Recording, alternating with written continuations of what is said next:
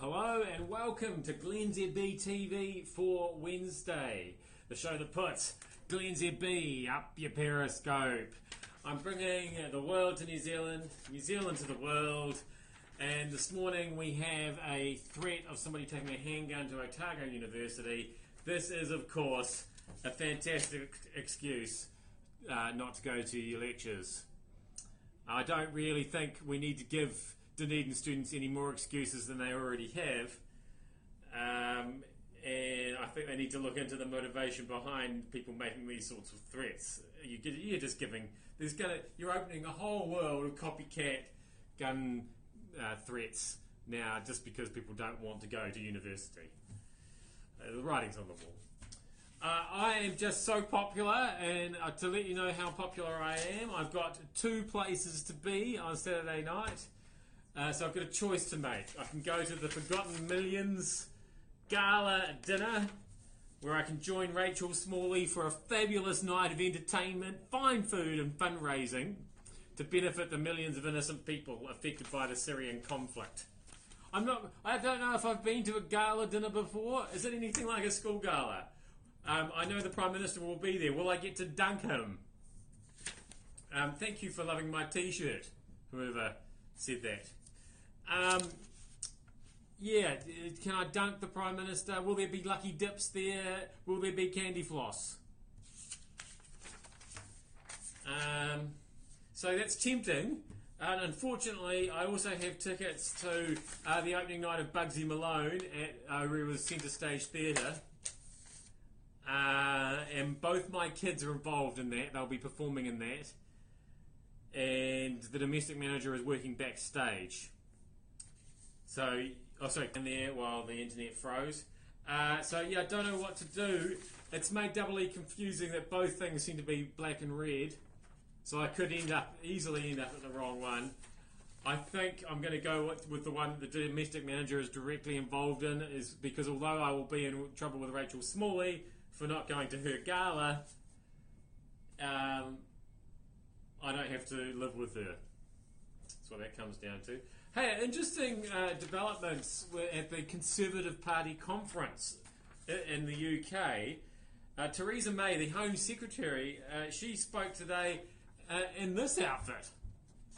Now, it's kind of a dark blue dress and there's a dark blue background, so don't worry, she's not just a dismembered head, if that's how it's appearing on your internet feed. But weirdly, and you'll see by the way I turn that way, this kind of asymmetrical slash dress. Can she get away with that? I'm no fashionista.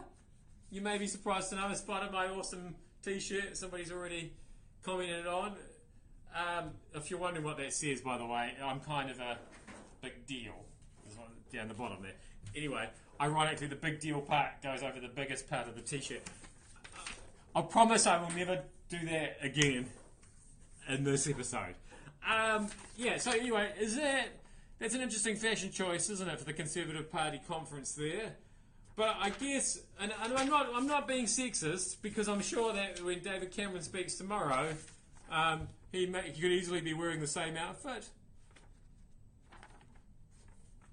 That would be, I think I'd just kill myself if that happened, because it would be the most awesome thing that ever happened.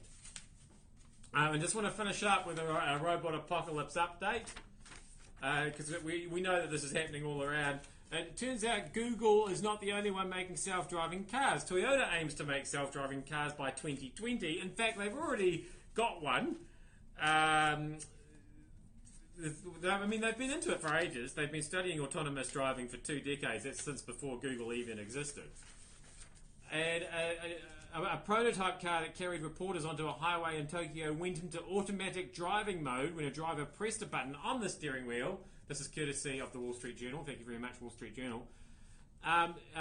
Without driver input, the car drove onto the highway, switched lanes, and exited via an off-ramp.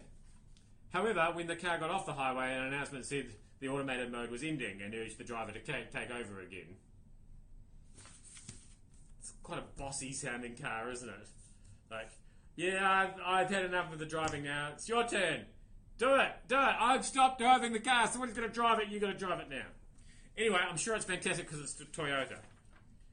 So if you would like to send me one Toyota, that would be awesome, because my 03 Corolla is starting to look a little bit beat up, and I have tried to self-drive it a few times, not with great results, which explains some of the beat up parts of it. Anyway, that was today's episode, the Wednesday edition of glennzb TV. Thank you so much for having me up your Periscope. I'll see you back here again tomorrow.